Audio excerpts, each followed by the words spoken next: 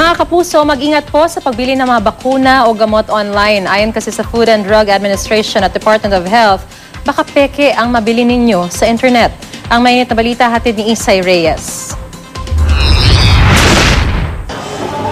Dahil sa pagtaas ng bilang ng mga kaso ng tigdas sa bansa, una sa mga paalala ng Department of Health ang pagpapabakuna ng mga bata para makaiwas sakit. Kasabay nito, ipinaalala rin ng DOH na huwag bibili sa online shop ng bakuna kontra tigdas at iba pang mga sakit.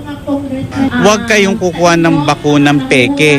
Pumunta ho kayo sa health center o kaya sa doktor, lisensyadong doktor para hindi kayo naloloko.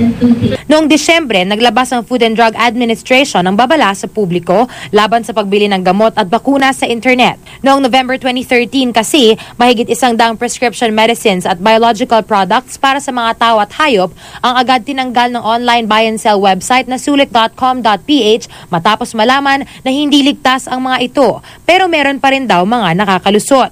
Ayon sa pamunuan ng sulit.com.ph, simula raw ng tawagin ng FDA ang kanilang pansin, hindi na sila tumigil sa pakikipagtulungan dito.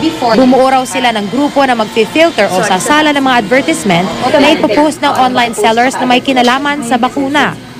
All vaccine-related ads, yung mga ads na may keywords na vaccine, na may measles, are all removed from the website. Yung mga ads are pre-moderated or they are screened before they get posted on our website. Ayon sa sulit.com.ph, simula ngayong araw na take down na nila lahat ng mga measles-related na vaccinations. Katulad na lang ngayon, tinype natin yung word na measles. So wala na tayong nakikita na any vaccination dyan, lahat na lang yan supplements. At kasalukuyan na rin daw silang nasa proseso ng pagtatanggal ng lahat ng mga prescribed vaccinations nang sa gayon ay mas ligtas ang kanilang mga sineserbisyohan. Hinihintay na rin daw nila ang listahan mula sa FDA ng mga advertisement na kailangan pa nilang tanggalin. Siyempre, dun sa mga nagbebenta ng mga illegal na vaccine, siyempre dapat itigil na nila. They have to protect the interest of other businesses.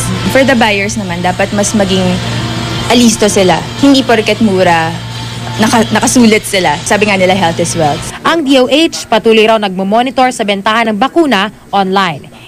Minomonitor namin yan sapagkat binabalaan namin ng publiko, baka mabiktima kayo, maraming counterfeit na bakuna. Isay Reyes, GMA News.